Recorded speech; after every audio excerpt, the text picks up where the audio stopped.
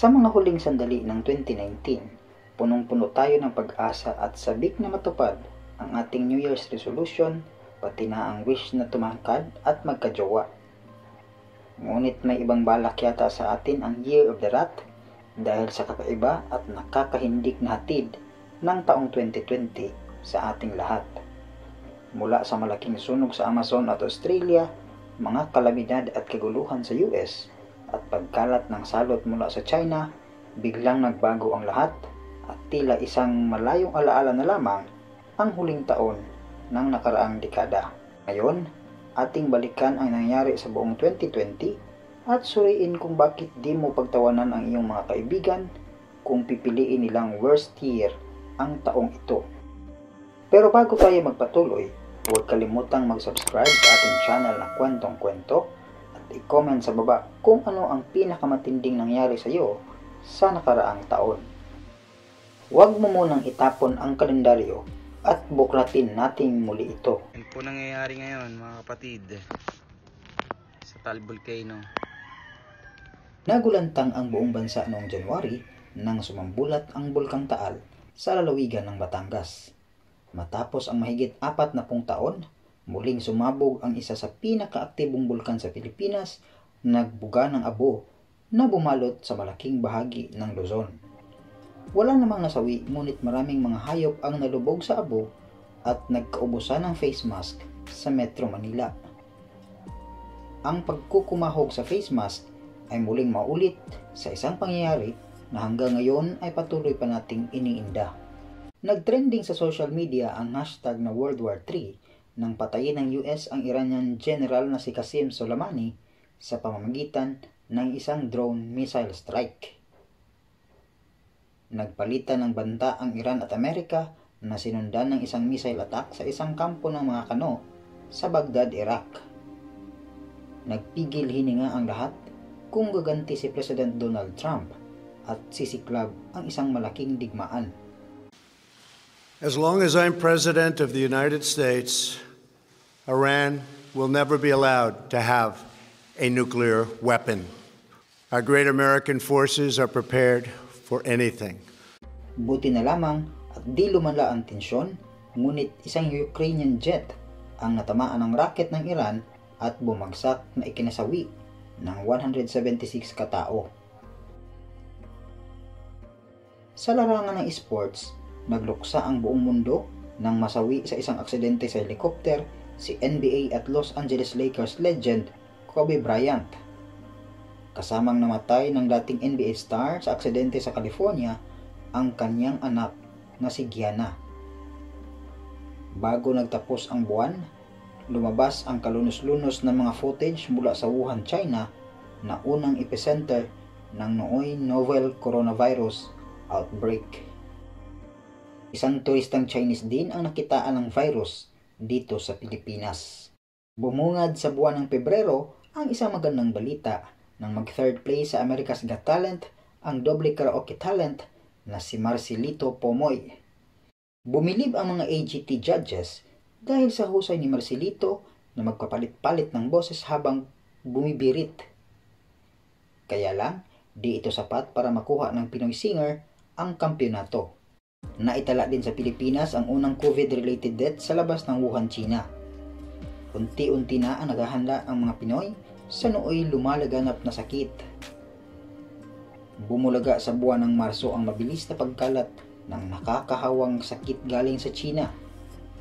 Nagsulputan na din ang mga bagong epicenter ng karamdaman sa Europe at maging sa Amerika. Sentro ng mga balita ang halos 1,000 namamatay sa buong magdamag sa Italy at daan-daan naman sa Spain at Iran. WHO has been assessing this outbreak around the clock and we're deeply concerned both by the alarming levels of spread and severity and by the alarming levels of inaction. We have therefore made the assessment that COVID-19 can be characterized as a pandemic. Tuluyan na ngang idineklara ng World Health Organization bilang isang pandemic ang sakit at tinawag itong COVID-19.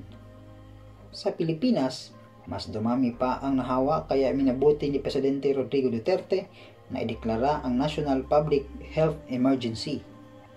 Ipinasa ilalim din ang buong Luzon sa pinakamahigpit na lockdown na tumagal ng halos 3 buwan upang masawata ang pagkalat ng virus. Pagpasok ng Abril, naging parang mga daga ng mga tao dahil di na basta-basta makakalabas ng mga bahay. Tulad ng mga toilet paper sa Amerika, nagkakaubusan na rin ng face mask sa halos buong bansa dahil sa mataas na demand. Kasabay nito ang paglipanan ng mga manggagancho na namimili umano ng bulto-bultong face mask at sa kalaunay face shield, pero scam lang pala. Wah! Me and my jowa. Wah! Dahil walang ibang magawa, marami ang humaling sa short video app na TikTok. Pumatok din ang pagiging plantito at plantita. Usap-usapan din ang nangyaring pagkakabaril ng isang pulis sa isang dating sundalong sumuway umano sa quarantine protocol. Ang pagkakapatay kay Wilson Ragos, isang ex-serviceman na may problema sa pag-iisip, ay naging mitsa ng kontrobersya sa pagpapatupad ng batas.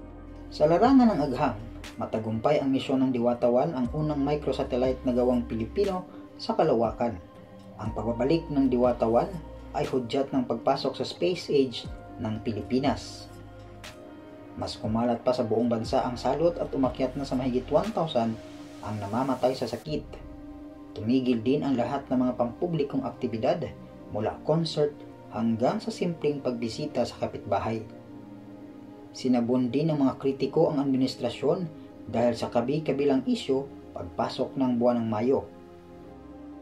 Nariyan ang pagsasara ng broadcast giant na ABS-CBN dahil sa di na rin na prangkisa na ibinunto ng mga galit sa Pangulo sa pamahalaan. Sinabon din ng madla ang umano'y manyanita ng nooy Metro Manila Police Chief Major General de Bolsenas dahil hindi raw sumunod sa social distancing protocol.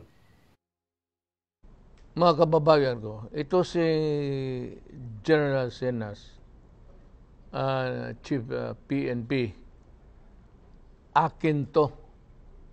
This is my call. I take full responsibility. But I also guarantee his competence and expertise in police work. Humingi ng paumanhin si General Senas at ito'y tinanggap naman ng Pangulo dahil itinalaga siya bilang PNP Chief pagka Nobyembre. Sa gitna ng pangamba ukol sa tunay na intensyon ng China, dumating sa Pilipinas ang barkong pandigma na BRP Jose Rizal, ang unang missile-capable warship ng Philippine Navy matapos itong ipagawa sa South Korea. 4 na sundalo naman ang namatay ng pagbabarili ng mga pulis sa Holo-Sulu noong Hunyo. Ang mga militar ay nooy bumubuntot sa pinaghihinalaang mga babaeng suicide bomber nang sitahin at rat-ratin ng mga pulis. Ipinag-utos ng National Bureau of Investigation ang pagsampa ng kaso laban sa mga pulis. Bago magtapos ang buwan, sinintensyahan ng pagkakakulong ang Rappler CEO at Administration Critic na si Maria Ressa at isa pang journalist dahil umano sa malisyosong baratang at balita laban sa isang negosyante. Mabilis na umalma ang mga kritiko ng administrasyon na isa naman itong kaso ng panggigipit sa media.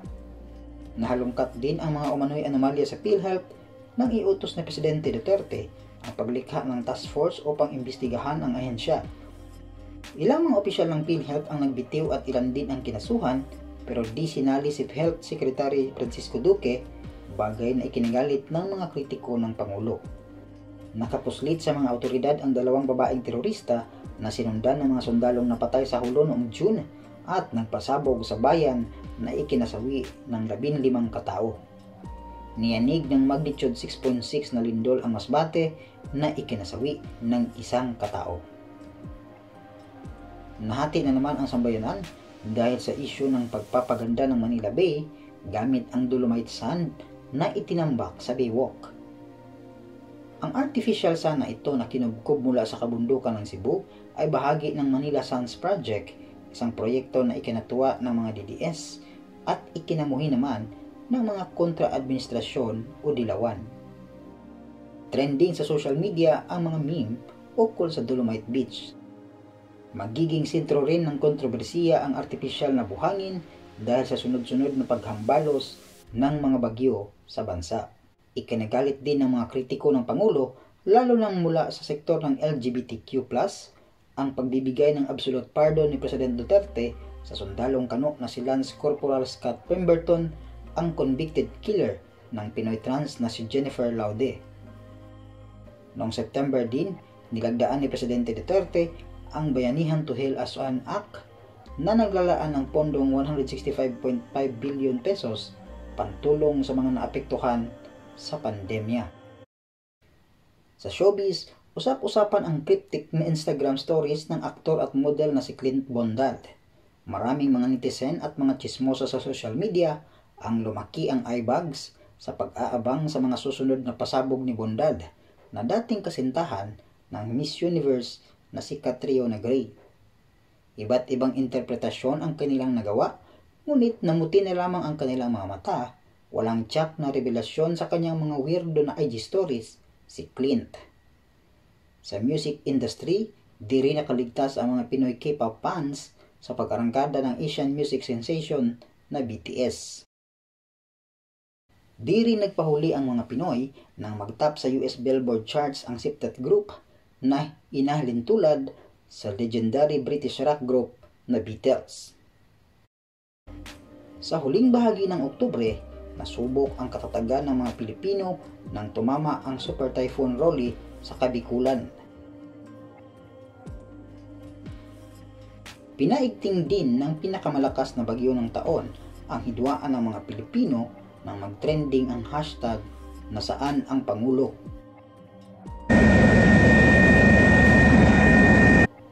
Naulit pa ito ng isang linggo matapos manalasa ni Rolly, hinagupit naman ng bagyong Ulysses ang buong Luzon. Naranasan ng Metro Manila ang pinakamalaking pagbaha matapos ang Ondoy noong 2009 at nilubog naman sa tubig baha mula sa mga umapaw na ilog at dam ang mga lalawigan sa Cagayan Valley. Muli na namang uminit ang hashtag na naghahanap sa Pangulo at kanya-kanyang pakulo ang bawat kampo sa politika ukol sa kanilang mga idolong leader. Maraming mga fans din ang nagdalamhati sa pagpanaw ng kanilang mga idolo ngayong taon. Sa larangan ng showbiz, na maalam ang kinilalang agimat ng pelikulang Pinoy at dating senador na si Ramon Revilla Sr. Na maalam rin sa taong ito ang batikang direktor na si Peque Galiaga, pati na ang aktor at Hagibis Dance Group member na si Sunny Parsons.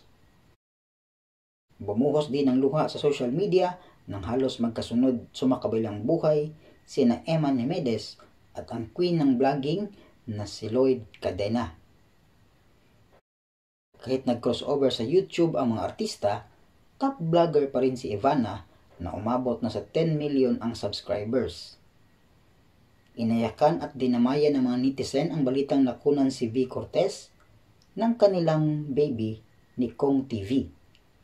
Samantala, inanunsyo naman ni Zainab na siya buntis at nakibagbalikan siya sa kanyang nobyong rapper na si Skusta. When we can't move. Sa music scene, humabol pa ang dagok ng dalamhati nang pumanaw ang Pinoy metal legend na si Vladimir Jamir Garcia. Di man natin kayang tanggapin, pero sumunod ding lumisan si Idol April Boy Regino. Bago magtapos ang taon, marami ang umasa na sana makagawa ng epektibong bakuna. Ito man ay mula sa AstraZeneca, Pfizer at Sinovac ng China. Ang mahalaga ay mabalik na sa dati ang lahat at ang sumpa ay mawala na. Ano ang wish mo para sa susunod na taon? I-comment yan sa baba at huwag kalimutang mag-subscribe para sa kakaibang istorya dito sa Kwentong Kwento.